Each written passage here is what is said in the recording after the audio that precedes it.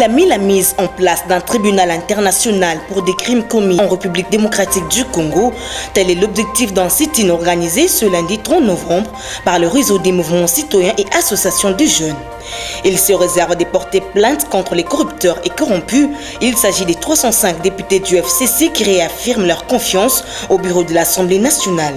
Et puis le gouverneur de la ville de Kinshasa a pris part au culte du dimanche 29 novembre au ministère Amen, où il a prêché Kinshasa Bopeto aux fidèles de cette église. Voilà tout pour les titres. Bon début de semaine, vous êtes sur la chaîne de l'éducation. Madame, messieurs, le plaisir est pour moi de vous présenter ce journal. 305 députés FCC réaffirment leur confiance au bureau de l'Assemblée nationale dirigé par Janine Mabunda. Le FCC se réserve le droit d'ester en justice les corrupteurs et les corrompus. Suivez leur déclaration. Nous, députés nationaux de la plateforme politique Front commun pour le Congo, réunis ce 30 novembre 2020 au Palais du Peuple, siège du Parlement, faisons devant l'opinion nationale et internationale la déclaration suivante. 1. Réitérons notre soutien indéfectible aux membres de notre bureau et particulièrement à l'honorable présidente Janine Mabunda Lioko Moudiaï, à qui nous adressons nos vœux de prompt rétablissement suite à l'accident de circulation dont les causes suspectes ne sont malheureusement pas encore établies. Il est inacceptable qu'en 2020, la première femme élue à cette haute fonction soit régulièrement victime d'un harcèlement politique d'une extrême violence par des attaques personnelles et des remarques sexistes d'un autre âge. 2. Prenons acte de l'ordonnance du Conseil d'État rendue le 23 novembre 2020 déclarant irrecevable la requête de notre collègue Fabrice Puela. Nous saluons cette décision allant dans le sens d'une justice équitable et condamnons la propension frénétique de certains acteurs politiques à recourir aux juges dans des domaines institutionnels et politiques qui ne les concernent pas en vertu des principes sacro-saints de séparation et indépendance des pouvoirs. Ces pratiques condamnables de judiciarisation à outrance des questions politiques sont un danger pour la stabilité et l'efficacité de notre système politique. 3. Condamnons les manœuvres de bas étage vouées à l'échec de certains acteurs politiques bien identifiés pour tenter de changer de majorité parlementaire usant de corruption et des procédés fallacieux condamnables par nos lois récemment évoquées en plénière de notre institution. Vouloir acheter la conscience d'un élu légitime du peuple, c'est affaiblir la bonne gouvernance et la démocratie congolaise et biaiser la volonté du souverain primaire, seul détenteur du pouvoir au terme de l'article 5 de notre Constitution. Avec toutes les preuves de corruption qu'il détient, le Front commun pour le Congo se réserve le droit d'ester en justice contre le corrupteur et le corrompu. 4. La majorité parlementaire est bien identifiée pour une législature conformément à l'article 26 de notre règlement intérieur, déclaré comme conforme à la Constitution par la Cour constitutionnelle. Elle est physiquement présente par le biais des signatures des 305 députés présents à Kinshasa, reprise en annexe de cette déclaration, et le sera chaque fois que de besoin, comme pour les différents votes au sein de la plénière. Affirmons qu'au vu du fonctionnement de notre système politique, la majorité parlementaire identifiée pour le Front commun pour le Congo assumera ses responsabilités et rien ne se fera légalement contre elle et sans elle. C'est une distraction de dire que le Front commun pour le Congo bloque le gouvernement, les actions du chef de l'État, la déclaration et du ministre des Transports, Didier Manzengo. FCC ont bloqué le gouvernement. Eza distraction, eza makambo ya lokuta. Tabo gouvernement eza moko, gouvernement eza mibale te. Na utu koloba na lopoto, mokonzi mboka Félix Antoine Tshisekedi Tshilombo. Aza na vision na yepo na Congo. Mais vision wana ekosalema na bokasi ya ba membre ya gouvernement na ye. O bazali. Ngai ndeko na bino na telemi awa, nazali secrétaire général adjoint ya Palu parti Lumumbi signifié. Tous en a 4 FCC. Mais vous avez une réalisation, Après réception, il y a 110 bis. L'élo vous en a 110 bis. Le 27 décembre, 110 bis. Le 27 janvier, 110 bis. Ça fait 440 bis. Et il y a en faveur, il y a Transco. Mercredi, son Excellence Premier ministre Rosalawa a présidé, a inauguré bateau Tobengi Drag. Ils en faveur, il y a 7. Ça fait 41 ans, bande de journalistes, que 7 a de la drag. Drag wana et na mu PPT, na bokasi ya gouvernement na bino sous vision ya chef de l'État. Et bande de ya 7 ba yebi de marche automene poto za drag wana. Mais lelo yo mukonja mboka Félix Antoine Tshisekedi Tshilombo nande konaye Joseph Kabila ba yokana ki basali coalition. Biso na kati ya gouvernement président Azali Félix. Et puis démarrage ce lundi 30 novembre de la vente des formulaires pour la demande des passeports ordinaires et biométriques dans les agences Sofibank, constat de Sarah Kindela et Jonathan Kouekbe.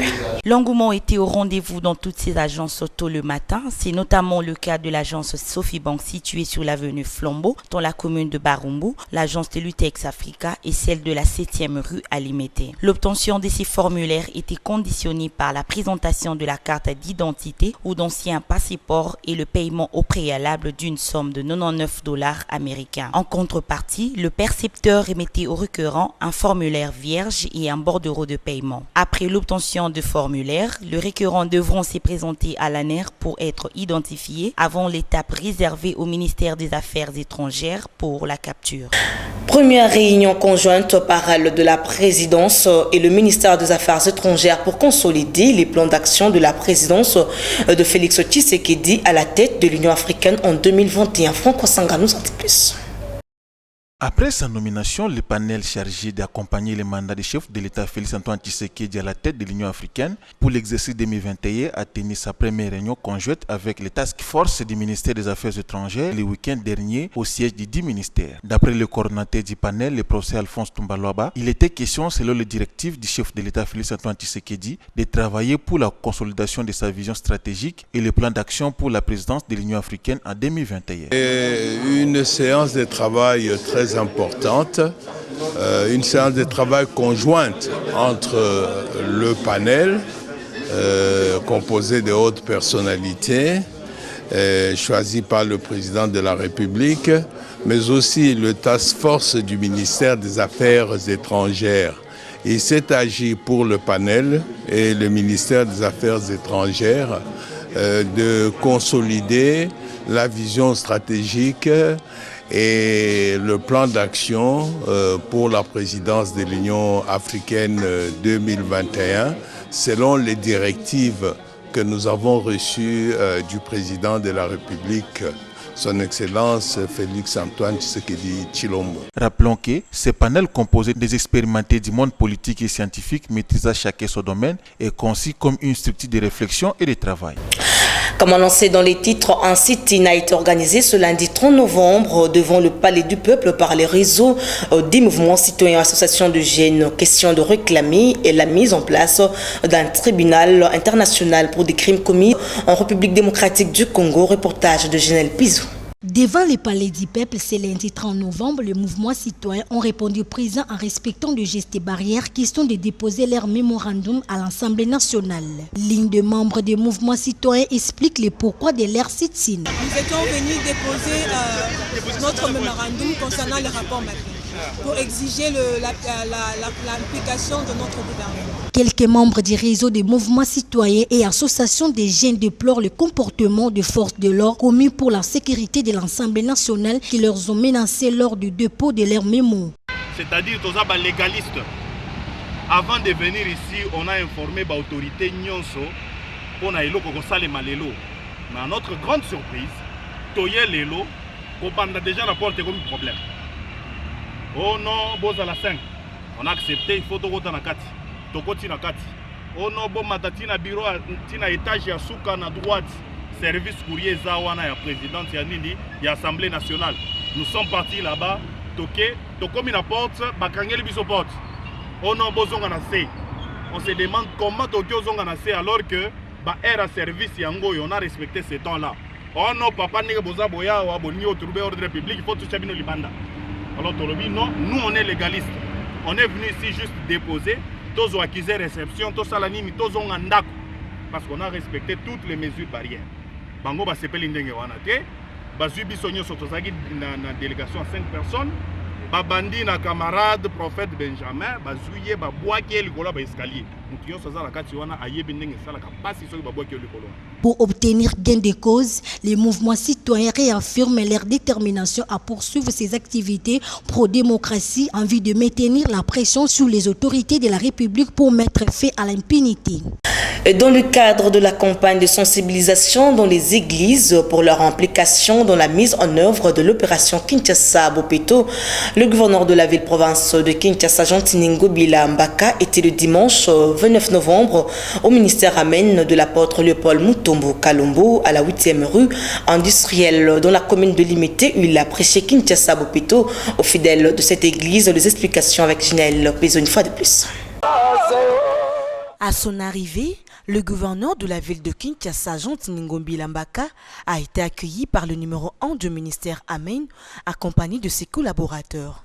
Prenant la parole, l'autorité urbaine a de prime abord remercié l'homme des dieux pour l'avoir permis de s'adresser au peuple des dieux. Pour lui, sa visite constitue une interpellation pour les fidèles du ministère Amen afin de s'impliquer dans la réalisation des travaux d'intérêt public. J'invite le peuple de Dieu à participer à l'Kinshasa Bopeto partout où vous vous trouvez. Qu'il s'agisse de votre habitation, de votre lieu de travail, intéressez-vous à l'assainissement de votre environnement, de votre devanture de parcelles, de votre devant vos bureaux, devant vos parcelles, et c'est que de cette façon-là que nous pourrons un jour espérer avoir une ville propre. Jean Tiningobila Mbaka a sollicité une journée Kinshasa Bopeto avec le ministère Amen dont le jour sera déterminé. Alors, je voudrais donc à cette occasion négocier ou proposer à l'apôtre Léopold une journée Kinshasa Bopeto, église du ministère Amen. Pour sa part, l'apôtre Léopold Mutombo Kalombo a apprécié à juste titre la visite de l'autorité urbaine qui entre dans les soucis de changer l'image de Kinshasa. Il a en outre émis le vœu de voir Kinshasa revêtir sa plus belle robe d'Aton. L'hôte du jour a appelé le sien à s'approprier le programme Kinshasa Bopeto. C'était là le reportage de Ginelle Pézo. Autre chose, elle s'est achevée le mardi 24 novembre dernier. La tournée de travail de la ministre provinciale des Affaires foncières, urbanisme et habitat, Néline Sassa Mbungu, débutait le 13 du mois en cours dans les différentes directions de Kinshasa. Question de s'imprégner sur les conditions de travail des agents et cadres de ces ministères. Le détail avec Christian Lissoukou et Jonathan Koyakbia. La ministre provinciale des Affaires foncières et urbanisme, Néline Sassa, a effectué une tournée d'inspection dans toutes les divisions urbaines des affaires foncières et habitat de la ville-province de Kinshasa. Une tournée qui a commencé du 13 au 24 novembre 2020 à Lukunga, Mwamba, Tiango et Funa. Dans cette tournée, la ministre Néline Sassa s'est rendu compte de plusieurs difficultés qui rencontrent les fonctionnaires de Kinshasa en ce qui concerne le fonctionnement, dont le manque de locaux, matériels et tant d'autres dans toutes les divisions urbaines des 4 districts de la ville-province de Kinshasa, où elle promet de s'impliquer pour soumettre au gouverneur ces difficultés afin de mettre les fonctionnaires de l'État dans de bonnes conditions de travail. Cette dernière a aussi exhorté les fonctionnaires de bien travailler tout en évitant de mauvaises habitudes qui vont mal l'image des fonctionnaires de l'État. Il fallait que cette visite ait lieu parce que n'est pas arrivé en tant qu'autorité urbaine, n'est pas arrivé au niveau de la base, c'est vraiment ne pas même connaître ce que nous devons faire au niveau du sommet. J'ai été très ravie de trouver les agents de la cellule de l'urbanisme et habitat de l'Ukunga. Nous avons donné certaines orientations pour que les changements puissent avoir lieu auprès des chefs de division et auprès des agents. Ils ont donné beaucoup de doléances, ils ont présenté beaucoup de doléances, c'est vrai. Mais en retour, nous avons dit qu'il faut que les recettes soient maximisées parce qu'en retour, nous devons travailler en réciprocité. C'est-à-dire, quand ils vont maximiser les recettes, nous allons maintenant chercher comment leur offrir des beaux locaux, comment leur offrir des meubles qui seront viables, pourquoi pas des ordinateurs et consorts. Parce que les conditions dans lesquelles ils travaillent ne sont pas bonnes. Ici est de noter que cette tournée d'inspection qu'a effectuée la ministre provinciale Néline Tsassa a concerné les ministères des Affaires foncières et Habitat. Dans les jours à venir, cette dernière va aussi entamer celui de l'urbanisme, toujours dans le cadre de se rendre compte des conditions de travail dans tous ces secteurs. Revenons sur cette information. Face à la deuxième vague de Covid-19 en République démocratique du Congo, le professeur Jean-Jacques Mouyembe alerte. Ces derniers appellent la population à respecter le geste barrière pour éviter le deuxième confinement. Suivez-le. Bon, ça c'est un choix que nous devons faire tous. C'est un choix. Est-ce que vous voulez qu'on revienne encore au confinement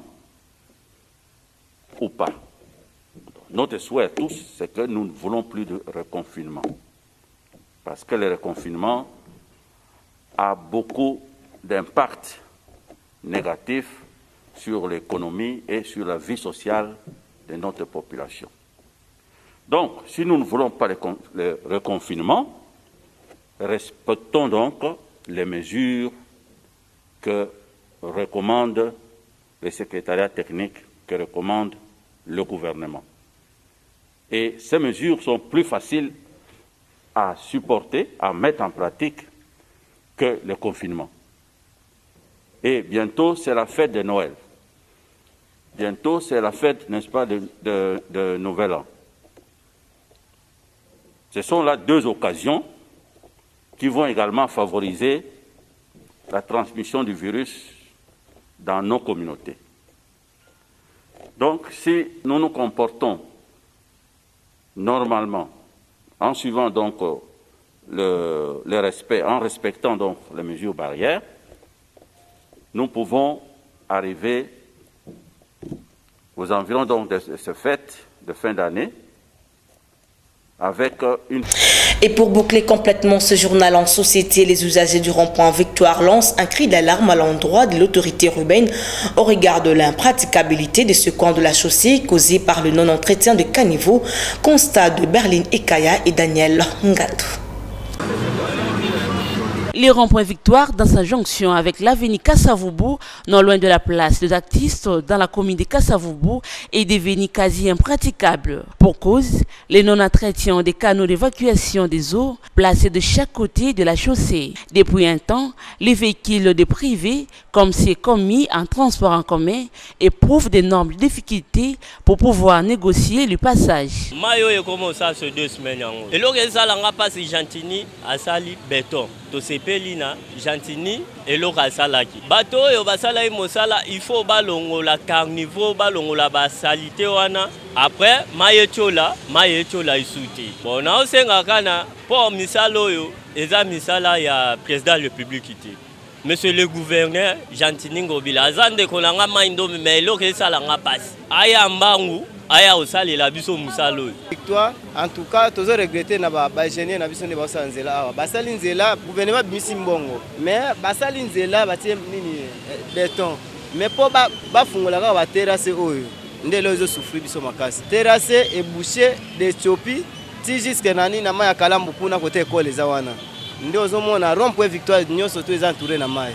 Boye tozo regretter makasi. L'état atika boete ata la biso na likamoyo. Asa l'effort pour abongisa ba rond-point oyo mona oyo minene eza na kisasa eza lokola Victoire lokola rond-point ngaba lokola Ipene lokola côté ba tsangu kuna na ba aéroport banini mais awa eza penya place yo nyonso bazwa ba transport nyonso to oyo bengamina nani na ville Kinshasa babongisela biso place oyo batalela biso boyete ke population loba lemba eza musala na bango to vota bango po bavanda te me basala pona biso. Les principales victimes de cet état du rond-point Victoire se trouvent être les étudiants et professeurs de l'UPC, Université Révérend Kim, ISAM, ISPT, ISC, ISP Gombe, ainsi que d'autres travailleurs. À cause de l'impraticabilité de cette partie du rond-point Victoire, les usagers du transport en commun ont déserté le secteur, privilégiant les itinéraires moins éprouvants pour leur engin.